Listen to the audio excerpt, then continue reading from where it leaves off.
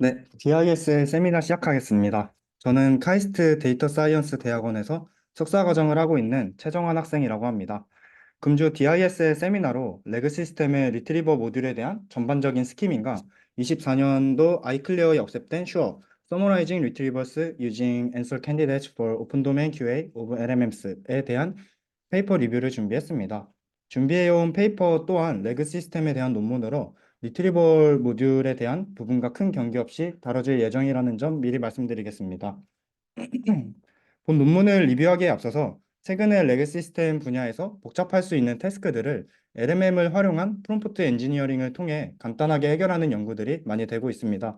본 논문은 최근 트렌드에 맞게 프롬프트 엔지니어링 위주의 간단한 방식으로 레그 시스템의 성능을 높이는 기여를 했습니다.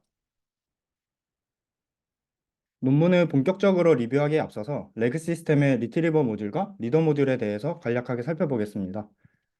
레그 시스템에는 꽤나 많은 하위 컴포넌트들이 있는데요. 크게 보았을 때 리트리버 모듈과 리더 혹은 제너레이터 모듈로 나눌 수 있습니다.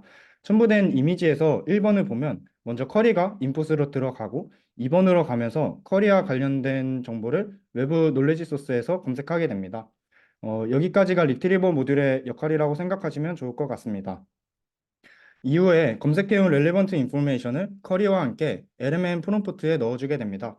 이때 LMM은 주로 인스트럭션 파인 튜닝이 된 T5나 버트 같은 LMM을 활용하게 됩니다. 여기까지가 리더 모듈의 역할이라고 생각하시면 좋을 것 같습니다. 이처럼 그림에서 윗부분은 리트리버 모듈, 아랫부분은 리더 모듈에 대응된다고 보시면 됩니다. 여기서 주목하시면 좋을 부분은 리더 모듈에 있어서 방금 말씀드렸듯이 이전에는 쿼리와 검색해온 렐레번트 인포메이션을 잘 활용하기 위해서 LMM을 파인 튜닝하는 방식을 많이 사용했습니다. 그러나 최근에 라지 랭귀지 모델들이 블랙박스 API로 공개되는 경우가 많아지면서 파인 튜닝이 어려워지게 됐습니다. 물론 람마 시리즈 같은 경우에는 오픈소스로 공개되어 있어서 파인 튜닝이 가능하지만 GPT 시리즈나 엔트로픽의 클라우드 3나 구글의 제미나이 같은 경우에는 모두 블랙박스 API로 파인 튜닝을 하는 데 제약이 있습니다. 이에 프롬프팅 기법을 활용하는 게 블랙박스 API의 한계를 극복하는 데 도움이 될 수 있습니다. 최근 들어서 많은 LMM들이 블랙박스 API로 공급된다는 한계를 극복하는 것 이외에도 오픈 도메인 퀘스천 앤서링 태스크의 성능을 개선할 수 있는 몇몇 방향들이 있습니다. 최근에 많이 연구되고 있는 프롬프팅 테크닉들이 아직 레그 시스템에서는 시작 단계에 있다는 점이 있습니다. 또한 LMM들은 컨텍스트 윈도우에 제한이 있다는 점이 있습니다. 따라서 컨텍스트가 긴 경우에는 컨텍스트를 줄이는 방식 또한 방향성이 될 수 있습니다. 마지막으로 레그 시스템에는 많은 컴포넌트들이 있기 때문에 모든 것을 아우르는 연구를 하는 것에는 어려움이 있을 수 있습니다. 마치 여러 컴포넌트들이 하나로 조립되어서 작용하는 듯한 레그 시스템에서 하나의 모듈에 집중하여서 연구를 할 때 다른 컴포넌트들과 결합되기에 용이하도록 하는 것 또한 추후 연구에 도움이 될 수 있습니다. 본 논문은 앞서 말씀드린 부분들에 대해서 좋은 방향성을 제시한 논문이라고 생각되어 리뷰를 하게 되었습니다. 본 논문의 키 컨트리뷰션은 다음과 같습니다. 먼저 추출한 다큐멘트를 활용함에 있어서 서머리를 만들고 이를 다시 최종 정답에 대한 근거로 활용하는 방식으로 ODQA 시스템에 있어서 성능을 개선했다는 점을 꼽을 수 있습니다.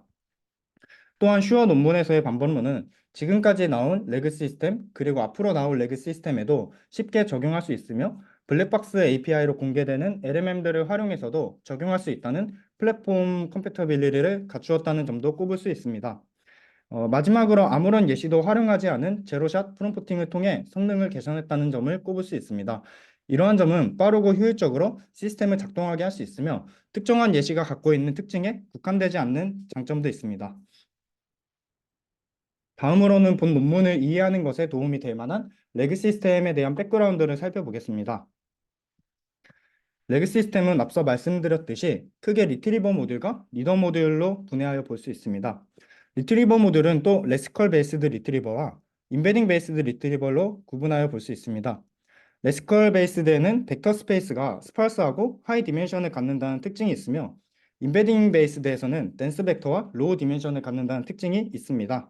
여기서 스파스하고 하이 디멘션을 갖는다는 것은 키워드 자체가 겹치는 경우에 잘 작동한다고 볼 수 있습니다.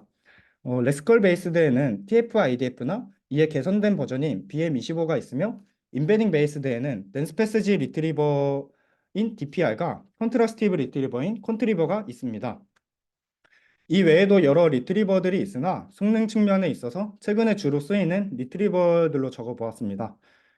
리더 모듈 같은 경우에는 리트리브가 된 패세지를 적절하게 활용하여 ODQA와 같은 태스크의 성능을 높이기 위해서 T5나 버트 같은 모델을 추가적으로 파인 튜닝하는 방식을 많이 썼었습니다. 그러나 말씀드렸다시피 최근에 LMM의 스케일이 커지고 블랙박스 API만을 공개하는 경우가 많아지면서 파인 튜닝을 하는 방식보다는 프롬프팅을 더 잘하자는 방식으로 연구가 많아지고 있는 추세입니다. 특히 슈어에서는 GPT와 같은 LMM과 적절한 프롬프팅 기법을 활용하여서 레그 시스템의 성능을 높였습니다.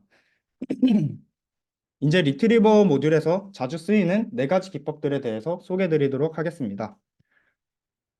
먼저 TF-IDF입니다. 사실 TF-IDF는 레그 시스템의 리트리버 자체로는 잘 쓰이지 않습니다. 그러나 뒤에 말씀드릴 BM25가 TF-IDF를 기반으로 하여 개선된 것이기 때문에 소개해 드리도록 하겠습니다. TF-IDF는 기본적으로 키워드 매칭에 기반을 두고 있는 통계적인 접근 방법입니다. 텀 프리퀀시인 TF는 문서 안에 특정 키워드가 얼마나 많은 비중을 차지하는지를 파악한다고 볼 수 있습니다. 수식으로는 쿼리 Q에서 T라는 키워드가 있었을 때 문서 내 키워드 T가 등장한 횟수를 문서 내 전체 단어 개수로 나누어 주므로 비중을 계산하게 됩니다. 이 값이 높게 나오게 된다면 해당 문서가 쿼리에 대한 답변을 생성함에 있어서 상대적으로 중요하다고 생각을 할 수 있습니다. 인버스 다큐멘트 프리퀀시인 IDF는 쿼리 Q에 존재했던 키워드 T가 전체 문서에서 자주 등장하는 것이 아닌 특정 문서에서만 비중 있게 등장하는지를 판단해 주는 것이라고 볼 수 있습니다. 분모 부분을 보면은 전체 다큐멘트 셋인 large D에 속해 있는 small d라는 다큐멘트 중에서 키워드 T가 들어있는 개수라고 볼 수 있습니다. 즉 전체 다큐멘트에서 키워드 T를 포함하고 있는 다큐멘트의 개수라고 볼 수 있습니다. 분자 부분은 전체 다큐멘트 개수입니다. 결과적으로 수식을 보면 키워드 T가 더 적은 수의 다큐멘트에 들어있었을 때 IDF 값이 올라간다는 것을 알 수 있습니다. 결과적으로 TF-IDF는 위에서 구한 두 개의 텀을 곱하면서 스코어를 매기게 되는데 직관적으로 보았을 때 어떤 키워드 T가 특정 문서에서 비중 있게 존재했는지 그리고 그 키워드 T가 다른 문서에는 잘 등장하지 않았는지를 판단해 주는 것이라고 이해하시면 될 것 같습니다. 다음으로는 오카피 BM25입니다. BM25는 TF-IDF에 기반을 두고 있으며 약간의 개선점이 반영된 랭킹 펑션이라고 보시면 됩니다. 여기서 반영된 개선점은 문서의 길이가 길어질수록 동일한 단어의 빈도수가 높게 나올 수 있다는 점을 반영한 것입니다. 이는 특정 단어의 중요성을 과대평가할 수 있으므로 BM25는 각 문서의 길이를 고려해서 길이에 따른 빈도수에 영향을 조정을 합니다. 이는 짧은 문서와 긴 문서 사이의 균형을 맞추고 문서의 길이가 검색 결과에 미치는 영향을 줄이게 됩니다. 또한 TF-IDF에서는 단어가 문서 내에서 빈번하게 등장할수록 그 단어의 중요성이 성형적으로 증가합니다.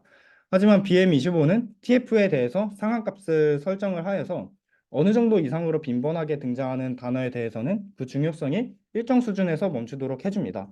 그래서 레그 시스템에서 레스컬 베이스드로 사용되는 것은 BM25가 많이 사용되고 있습니다. 이제 인베딩 베이스드 DPR을 보겠습니다. DPR은 먼저 시멘틱 정보가 담긴 댄스 벡터로 인베딩하는 방식으로 작동하게 됩니다. 이때 쿼리와 패세지는 서로 여기 봤을 때 서로 다른 인코더를 활용하여서 인베딩이 됩니다. 이때 DPR 논문에서는 버트를 활용하여서 인베딩을 했습니다. 이후에 둘의 내적을 구함으로 시밀러리티를 계산하게 됩니다. DPR은 파지티브 패세지인 골드 패세지와 네거티브 패세지를 활용한 슈퍼바이즈드 러닝을 통해 학습된 네트워크 기반의 리트리버입니다. 학습을 진행할 때 파지티브 패세지와의 거리는 가깝게 하고 네거티브 패세지와의 거리는 멀도록 하는 컨트라스티브 러닝을 기반으로 학습을 진행하게 됩니다. 결과적으로 쿼리를 DPR에 넣었을 때 골드 패세지를 잘 검색해 오도록 학습이 진행됩니다. 다음 슬라이드에서 말씀드린 컨트리버도 컨트라스티브 러닝을 기반으로 학습이 되는데 곧바로 말씀드릴 부분이 DPR과 콘트리버의 중요한 차이가 된다는 점을 미리 말씀드리겠습니다. DPR에서는 네거티브 패세지를 샘플링할 때 여러 전략을 사용할 수 있습니다. 일반적으로 전체 패세지 코퍼스에서 랜덤하게 추출을 하거나 아니면 BM25를 활용을 해서 패세지를 추출합니다. 특히 BM25를 활용해서 네거티브 패세지를 샘플링할 때는 커리와 연관된 키워드가 많이 들어있지만 정답은 포함하지 않은 패세지를 추출할 수 있도록 합니다.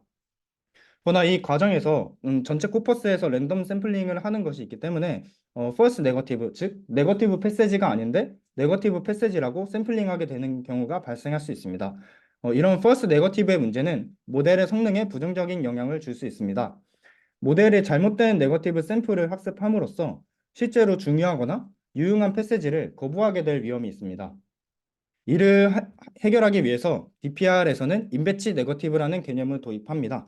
여기에는 인배치 네거티브라는 개념이 적혀 있지 않은데 궁금하시면은 여기 적혀 있는 이 논문을 참고하시면 될 것 같고요.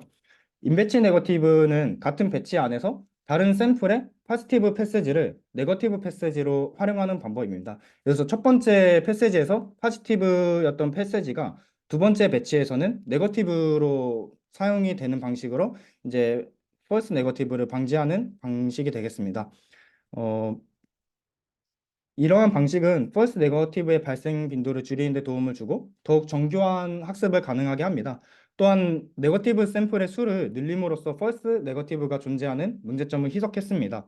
여기 수식을 보았을 때 스몰 n의 값이 커지면서 네거티브 샘플의 개수가 많아지면 파지티브 네거티브의 비율은 자연스럽게 올라가게 되고 false 네거티브의 비중이 네거티브 샘플 셋에서 줄어들게 되면서 false 네거티브의 영향이 더욱 줄어든다고 생각할 수 있습니다. 마지막으로 콘트리버에 대해서 살펴보겠습니다. 콘트리버는 먼저 임베딩 모델로 하나의 버트 모델을 사용했다는 점에서 서로 다른 버트 모델을 쓴 DPR과 대비가 됩니다. 콘트리버는 동일한 버트 모델을 쓴 것은 도메인 스페시픽한 차이를 줄이며 다양한 도메인과 상황에서 더욱 일관된 성능을 발휘할 수 있도록 합니다. 제가 이해한 바로는 예를 들어서 골드라는 단어가 있을 때 NLP 분야에서의 골드의 의미와 일상적인 분야에서의 골드의 의미는 다를 수 있습니다. 또한 분야가 다른 전체 코퍼스 셋의 구성이나 빈도가 다를 수 있어서 동일한 단어에 대해서 일관된 인베딩이 되지 않기 때문이라고 생각을 합니다. 그래서 쿼리를 인베딩 모델과 그 패세지를 인베딩하는 모델이 달랐을 때 둘의 인베딩이 된 값이 서로 상이하게 돼가지고 둘의 내적을 구해서 시밀러리티를 구할 때 문제가 발생할 수 있다고 생각을 합니다. 또한 콘트리버에서는 DPR에 비해 질문과 더욱 유사하지만 답변은 아닌 하드 네거티브 샘플을 더욱 적극적으로 활용했습니다. 특히 데이터 증강 기법으로 인디펜던트 크로핑이라는 방식을 활용을 했는데요. 해당 방식이 궁금하시면은 여기에 적혀 있는 논문을 참고하시면 되겠습니다. 아무튼 인디펜던트 크로핑과 샘플링 전략을 통해서 DPR에 비해 일반화 성능이 더욱 뛰어난 리트리버로 자리매김을 하였습니다. 이제 본격적으로 논문에서의 방법론을 살펴보겠습니다. 슈어의 프레임워크는 다음과 같습니다. 먼저 쿼리를 인풋으로 넣어준 다음에 리트리버 모듈을 통해서 패세지를 검색해 옵니다. 이후에 검색해온 패세지들을 통해서 토대로 캔디데이트 앤서를 생성합니다. 여러 캔디데이트 앤서들 가운데서 가장 타당한 앤서를 찾기 위해서 캔디데이트를 조건부로 하는 컨디셔널 서머라이제이션을 생성하게 됩니다. 이후 슈어에서의 베리피케이션 프롬프트를 통해서 어떤 것이 더욱 렐레티블리 인포머티브한지 판단하여서 최종 정답을 프레딕션하게 됩니다. 이제 각각의 단계에서 어떤 프롬프트들이 사용되었는지 살펴보겠습니다. 먼저 일반적인 레그 시스템의 프레임워크를 간단한 수식을 통해 살펴보겠습니다. 여기 CM 플러스라고 되어 있는 부분은 리트리버의 쿼리와 그리고 전체의 코퍼스 셋, 그 다음에 리트리빙 해올 패세지의 개수인 라지 n을 인풋으로 넣어주면서 검색해온 패세지 셋입니다. 이후에 쿼리와 검색해온 패세지 셋인 CM 플러스를 리더 모듈에 다시 넣어줌으로 정답인 A 햇을 생성하게 됩니다. 이때 리더 모듈에서는 LMM에 다음과 같은 프롬프트를 넣어주는 것이 일반적입니다. 그 검색해온 패세지 셋을 읽고 나서 퀘스천인 Q에 대한 답변을 생성하라 라는 프롬프트를 LMM에 넣어주는 방식으로 최종 정답을 프레딕션하게 됩니다. 이와는 달리 슈어에서는 pcan이라는 프롬프트를 활용해서 앤서 캔디데이트를 생성하게 됩니다. 프롬프트를 보면은 아래 패시지들을 읽고 두 개의 정답 후보를 제시하라고 하며 어떤 형태로 제시하면 될지 인스트럭트를 해주는 것을 알 수 있습니다. 간단한 프롬프트를 통해서 앤서 캔디데이트를 생성한다는 것을 알 수 있습니다. 수식에서는 쿼리 Q와 검색해온 패세지 셋인 CN 플러스를 인풋으로 프롬프트 pcan에 넣어주고 다시 이거를 LMM에 넣어줌으로써 캔디데이트 앤서 셋인 여기 y 틸더를 생성하게 됩니다. 논문에서는 여기 k 값을 2로 해가지고 앤서 캔디데이트를 두 개만 생성을 했는데 그 이유는 논문에서 주장하는 바로는 k 값이 커지더라도 그만한 성능의 개선이 없었기 때문에 k를 2로 그러니까 2로 픽스를 해놓고서 실험을 계속했다고 합니다. 다음으로는 다시 패세지들을 프롬프트에 넣어주고 프로페셔널 라이터와 같이 행동하라고 지시합니다. 주어진 패세지만을 참고하여서 앞서 생성한 캔디데이트 앤서를 지지하는 서머리를 생성하라고 지시합니다. 결과적으로 수식에서 볼 수 있듯이 프롬프트 psum에 쿼리인 q와 검색해온 패세지 셋인 cn 플러스 그리고 앤서 캔디데이트인yk가 프롬프트의 인풋으로 들어가게 되고 이를 다시 LMM에 넣어주는 방식이 되겠습니다. 생성된 서머리를 sk라고 디노트를 하며 캔디데이트 앤서 yk에 대한 서머리가 되겠습니다. 다음은 밸리데이션을 하는 부분입니다. 생성된 서머리 sk들 각각을 검증하는 단계가 되겠습니다. 프롬프트 P발에 퀘스천과 앤서 캔디데이트인 YK 그리고 서머리인 SK를 넣어준 다음에 단순하게 생성된 서머리가 프레딕션을 잘 지지하는지를 물어보며 대답은 true or false로 하게끔 프롬프트를 만들어 주었습니다. 이에 만약에 LMM이 true를 출력하면은 VSK의 값은 1이 되고 false를 출력하게 되면 VSK의 값은 0이 됩니다.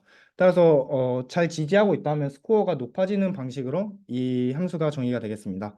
그리고 이 부분을 논문에서는 인스턴스 와이즈 발리데이션이라고 이름을 주었습니다. 이번에는 페어와이즈 랭킹을 하게 됩니다. 먼저 프롬프트 P 랭크에 쿼리와 K번째 캔디데이트 앤서 그리고 I번째 서머리를 넣어 주었을 때 LMM의 출력이 SK라면은 1의 값을 주고 SI라면은 0을 주고 그리고 그 이외의 출력이 나온다면 그러니까 뭐 K가 더 잘 지지하는지 아니면 I가 더 지지하는지 모르겠다면 0.5의 값을 주도록 스코어를 매긴다는 것을 알 수 있습니다. 이 부분에서 K번째 캔디데이트 앤서에 대한 서머리 SK를 랭킹하는 과정이라는 점에 유의하며 예시를 통해 더욱 직관적으로 이해해 보겠습니다. 먼저 K번째 캔디데이트 앤서를 애플이라고 하면은 LMM에 애플을 지지하는 서머리와 그렇지 않은 다른 캔디데이트 앤서를 지지하는 서머리를 넣었을 때 애플을 지지하는 서머리가 이렇게 SK와 같이 아웃풋으로 나오는 경우에 점수를 주게 됩니다. 따라서 실제 캔디데이트 앤서를 지지하도록 생성이 된 서머리가 다른 서머리들에 비해서 더욱 렐레번트하고 인포머티브한 경우에 스코어를 주게 됩니다. 이렇게 해서 그러니까 이렇게 해서 K번째가 아닌 서머리에 대해서 LMM을 통해 모두 평가를 하게 되며 스코어를 모두 더해주는 방식으로 이 함수의 값을 구하게 됩니다. 마지막으로 앞에서 구한 인스턴스 와이즈 밸리데이션과 페어 와이즈 랭킹의 단순 합을 최대화하는 아규멘트 K를 찾아서 K스타라고 인덱싱을 해줍니다. 최종 결과가 앞에서 구한 인스턴스 와이즈 밸리데이션과 페어 와이즈 랭킹의 단순합이 가장 큰 캔디데이트 앤서로 선택된다는 것을 알 수 있습니다. 정리하자면은 슈어는 다음과 같은 알고리즘을 통해서 아웃풋을 생성합니다. 먼저 인풋이 들어가면은 앤서 캔디데이트를 생성을 하고 이를 활용해 가지고 각각의 캔디데이트를 지지해주는 서머리를 생성을 합니다. 이후에 인스턴스 와이즈 밸리데이션과 페어 와이즈 랭킹을 통해서 스코어를 매기고 이것들의 합을 최대화시켜주는 앤서를 최종적인 프레딕션으로 선택하게 됩니다. 다음은 실험 결과에 대해서 살펴보겠습니다. 먼저 본 논문에서는 성능을 테스트하기 위해서 쓴 데이터셋들은 다음과 같습니다. 이 데이터셋들은 모두 레그 시스템에서 자주 쓰이는 데이터셋들입니다. 처음 두 개, 내추럴 퀘스천과 웹 퀘스천은 주로 싱글 홉, 그러니까 한 번의 다큐멘트 리트리빙을 통해서도 답변을 할 수 있는 간단한 수준의 퀘스천을 담고 있는 데이터셋이고, 투 위키 멀티 홉 QA나 핫팟 QA는 퀘스천이 비교적 복잡해서 한 차례의 다큐멘트 리트리빙이 아닌 여러 차례 퀘스천에 대한 리즈닝을 하면서 리트리빙을 해야 하는 데이터셋입니다. 먼저 LMM으로는 챗 GPT를 활용하고 이 리트리버로는 BM25를 활용해서 총 10개의 패스지를 검색했을 때 각각의 데이터셋에 대한 EM 스코어와 F1 스코어를 정리한 테이블입니다. 테이블을 통해 확인하실 수 있듯이 슈어의 성능이 대체로 가장 높다는 것을 알 수 있습니다. 다음으로는 리트리버인 BM25와 DPR 그리고 콘트리버 각각의 리더 모듈인 슈어를 결합했을 때 EM 스코어를 정리한 테이블입니다. 해당 테이블에서도 역시 각각의 리트리버에 슈어를 달아 주었을 때 성능이 높아진다는 것을 확인할 수 있었습니다. 개인적으로 해당 테이블에서 한 가지 재미있는 사실은 데이터셋에 따라서 잘 작동하는 리트리버가 있다는 사실입니다.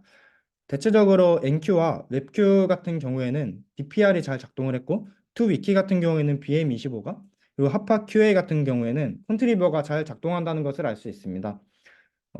즉 각각의 데이터셋이 가지는 특성이 조금씩 다르다 보니까 현재로는 하나의 리트리버가 다른 리트리버보다 월등하다고 보기 어려운 상황이라고 생각되어집니다.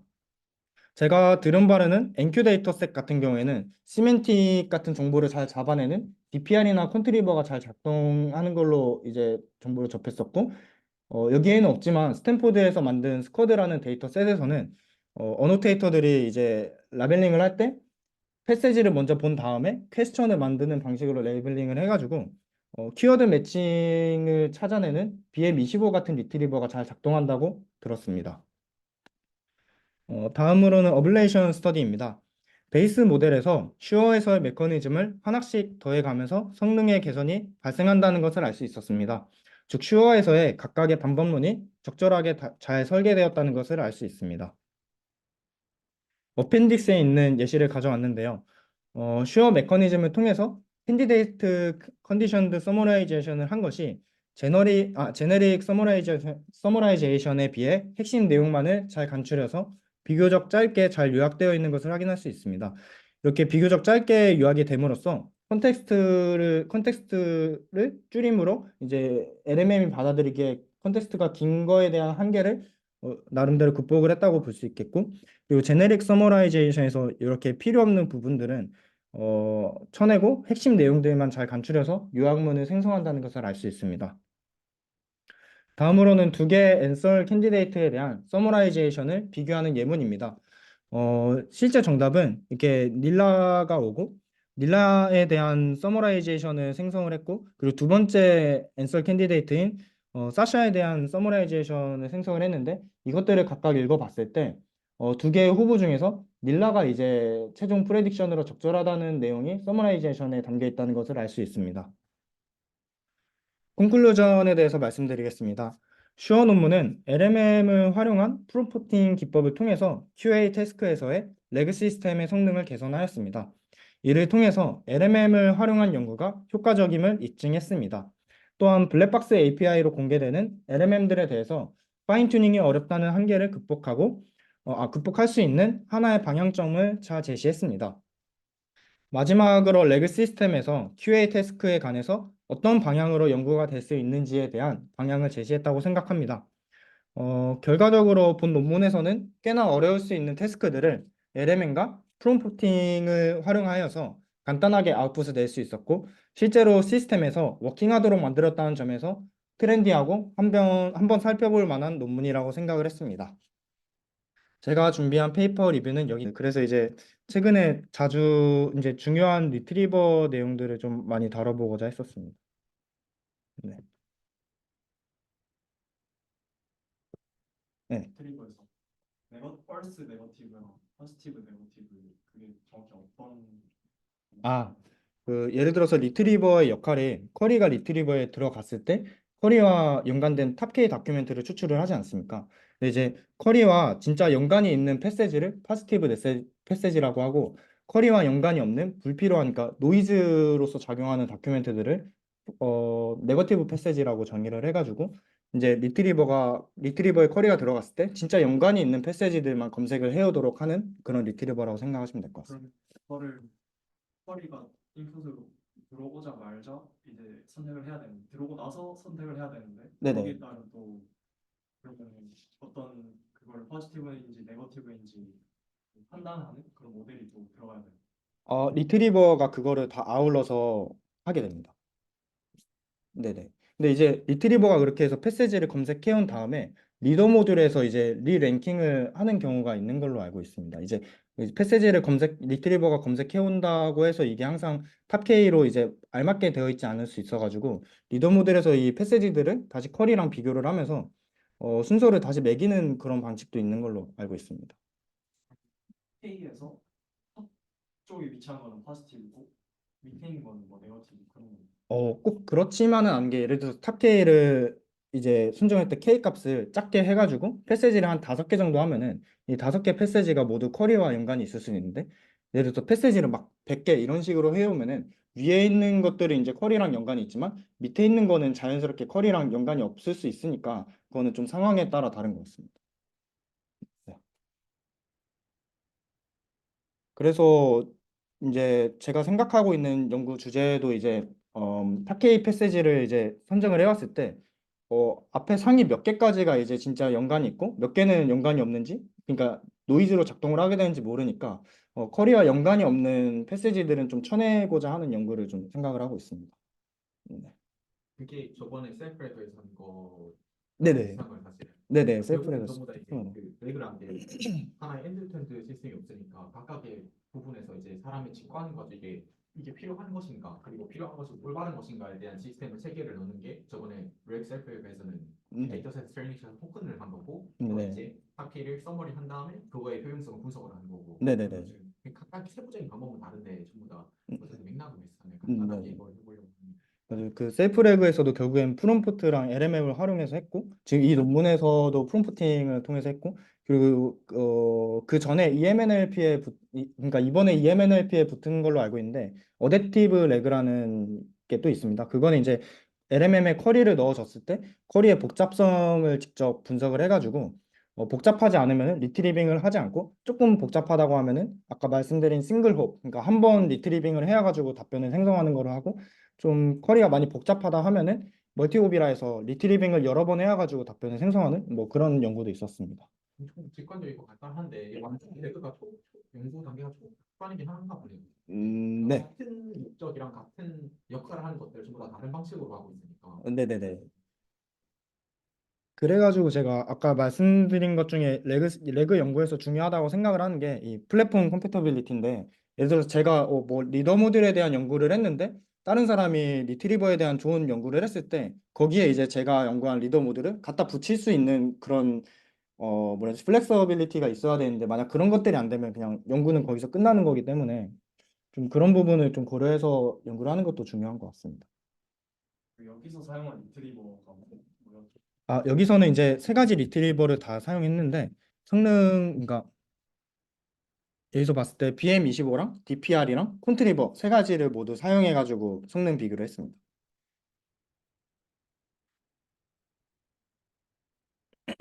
평균적으로 콘트리버가 제일 성능이 좋았다 그런. 네, 평균적으로는 그렇게 나오고 있습니다.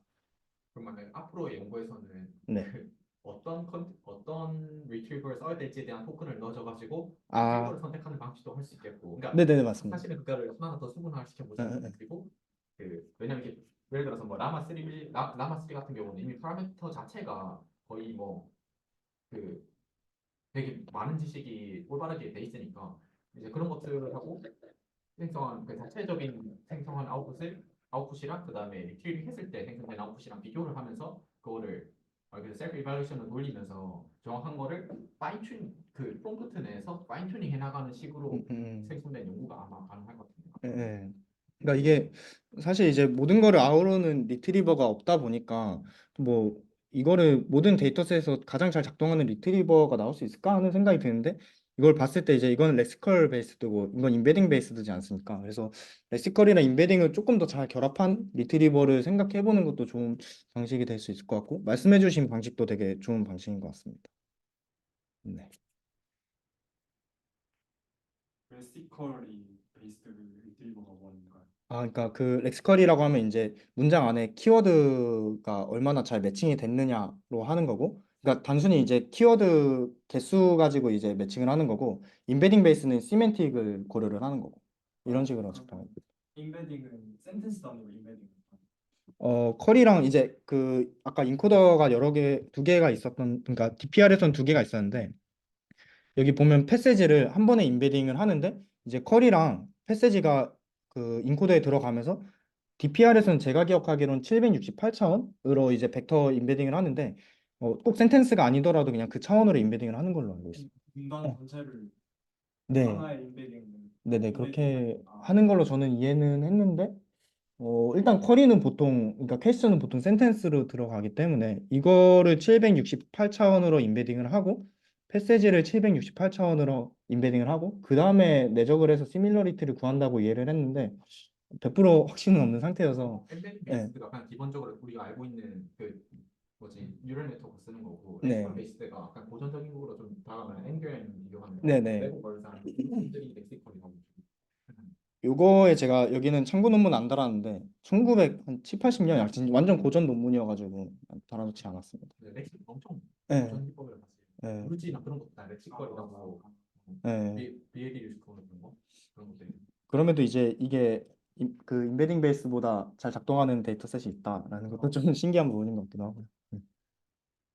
궁금한 게 있는데요. 네, 그러면은 이게 지금 프레임워크가 결국에는 네 번의 프롬프트를 하루 해서 진행된 게 맞나요? 먼저 네네네, 후보자를 만들고 네, 서마이제이션 그다음에 뭐 랭킹 평가제 이용해가지고 네 번 네네, 하는 거고 네네, 첫 번째 그 후보자를 만들 때 뭐 예를 들어서 인베딩 베이스에서 뭐 예를 들어서 세 개의 문서를 가지고 오면은 네. 그 세 개의 문서를 하나의 프롬프트에 넣고 생성하는 게 맞나요? 네네네네. 이제 여기에 보면은 패세지 샵 1이랑 샵 n이 있는데 이 프롬프트에 모든 패세지가 들어간 다음에 그다음에 여기 퀘스천이 들어가잖아요. 그래서 이 퀘스천 이 패세지들을 참고해서 퀘스천에 답변이 될 수 있는 캔디데이트를 생성을 하라라고 하는데 여기에 보면은 이제 여기는 앤서가 두 개로 들어갔잖아요. 아까 말씀드렸다시피 이제 앤서가 세 개든 네 개든 했을 때 성능의 개선이 크지 않아서 논문에서는 그냥 캔디데이트 앤서를 두 개로 픽스한 다음에 이렇게 계속 연구를 했다고 합니다. 만약에 네. 저렇게 네 개의 프롬프트를 하는 과정 속에서 결국 렉을 쓰는 입장에서는 이게 결국 어떤 문서에서 나온 근거로 판단했는지를 알고 싶다는 좀 생각이 좀 있는데요. 네네네. 결국 이 마지막 답변을 해줬을 때 이 답변은 어떤 패치지의 근거에서 답변을 했다라는 그런 설명력이 있나요? 지금 어떤 패세지에서 근거해서 했다, 그러니까 패세지의 어느 부분을 추려왔는지 그런 게 좀 궁금하신 거죠. 그렇게까지는 제가 잘 모르겠고, 그러니까 이 패세지들을 통해서 어, 어쨌거나 원래로 간다면 이 퀘스천이랑 패세지를 프롬프트에 넣어준 다음에 정답을 곧바로 생성을 하게 되는데 그냥 그렇게 하는 게 아니라 그 사이에 서머라이제이션을 만든 다음에 그 정답을 한 번 더 이제 타당한지 검증을 하는 그런 단계가 들어간 거여서 패세지의 정확히 어느 부분이 정답을 생성하는 데 도움이 했다를 찾아내는 거는 여기에 들어가 있지 않은 것 같습니다. 네. 이 레그라는 게 결국에는 세신 문서를 업데이트하면서 그 세신 정보의 근거에서 답변한다는 큰 의미가 있다고 저는 네네네네. 생각하는데 만약에 이렇게 정보를 업데이트하는데 이런 프레임워크처럼 답만 맞추는 데 약간 집중을 그렇죠. 하면은 네. 또 사용자 입장에서는 어떤 패치지에 집중했는지 몰라서 음. 이게 좀 리미테이션 좀 느껴져요. 네, 그것도 좀 중요한 문제라고 생각이 되는데 사실 지금 대부분의 레그 연구가 롱폼으로 제너레이션을 한 게 아니라 숏폼으로 생성을 하기도 하고 말씀드렸다시피 어떤 패세지에서 정보를 추출해야 하는지 그런 것도 잘 없이 그냥 단순히 EM 스코어나 F1 스코어처럼 그런 것들을 높이는 방식으로 단순히 정답을 잘 맞추는 그런 연구들이 많이 되고 있어서 사실 이제 실제 레그를 잘 사용할 때는 어느 패세지에서 검색을 해야 하는지 그런 것들이 중요한 정보가 될 수 있을 것 같은데 그런 정보들을 좀 얻어내려면은 데이터베이스 그러니까 그 데이터베이스 안에 메타데이터 같은 것들이 잘 구축이 되어 있어야 가능하지 않을까 하는 생각도 좀 듭니다. 그리고 두 번째 네. 질문이 있다면은 저렇게 네 번의 프롬프트를 하다 보니까 이게 사실 타겟팅한 타겟이 뭐 블랙박스 API를 쓴다는 점에서 GPT나 뭐 이런 걸 생각하고 있는 것 같은데 네네. 사실 이렇게 네 번을 하면서 돈이 되게 많이 든다는 생각이 좀 들더라고요. 네. 코스트 측면이나 아니면 실제 이거 구현해도 컴퓨터를 네 번 돌려야 되는 거니까 그런 점에서 시간도 오래 걸리고 네. 그래서 오히려 그냥 맨 처음 후보자를 가져와서 세 개 패스지를 넣었을 때 그냥 거기서 바로 정답을 뽑아내줄 수 있는 레그가 따로 뭔가 좀 발전되고 있는 경우가 음, 있는지 그러니까 여기서 봤을 때 1번, 2번, 3번, 4번 프로프트가 있다고 치면은 네네. 그냥 후보자를 만드는 게 아니라 패스지를 되게 가져오고 거기서 그냥 바로 뭔가 좀 정답 추출하는 그런 연구가 좀 있는지 음, 제가 최근까지 봤던 논문으로는 말씀하신 연구는 봤던 기억이 없고요. 이 논문이 근데 24년도 아이클리어에 붙었는데, 음, 약간 이 흐름들을 통해서 이제 정답에 대한 좀 더 근거를 찾아냈다? 약간 그런 방식으로 해가지고 참신성이 있지 않았나? 라고 생각이 들긴 합니다. 네. 음, 확실히 그런 측면이 있는 것 같기는 하네요. 네. 비용도 비싸고. 그것 좀 해결하려고 서버리 해가지고 패시지랑 서버리 한 다음에 네네. 서버리